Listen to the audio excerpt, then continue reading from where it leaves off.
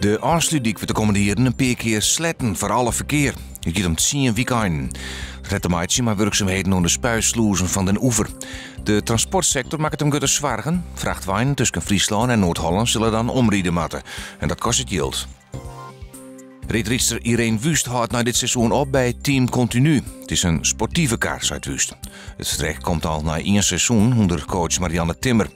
Wust heeft voor de komende 3 jaar haar sportieve doelen bepaald en daarin kan Team Continu haar net genoeg stiepjes uit ze.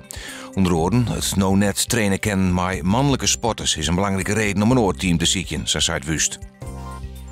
De gemeente, het vakbond of zelfs de onderwijsinspectie, de orden van Ben van basisschool Oude Ziel in Oudebeeld-Ziel, hebben haar een hoop vestig op een derde partij om het conflict met de directie van de school op te lossen. Eerst toen had de orden hoe Lishoorn, daarom weekend barstte de bom tussen orden en directie. Aanleiding is het ontslag van een tijdelijke juf.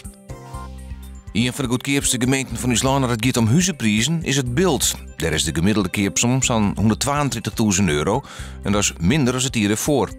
In Friesland is vorig jaar 1 huis verkocht dat duurder wie als 1 miljoen. Dat wie een grote wemborkerij in Boansweg. Juni is helder, dan meer bewolking en mist. De temperatuur komt op -3. Het kan glad worden. Er is dit een zwakke onmatige noordestenwind. Morgen is bewolking, letter de zinnen erbij. Middags weer meest bewolkt, maar het blijft droog. De temperatuur rint op naar 6 graden. De noordwestenwind is matig en vrij krachtig.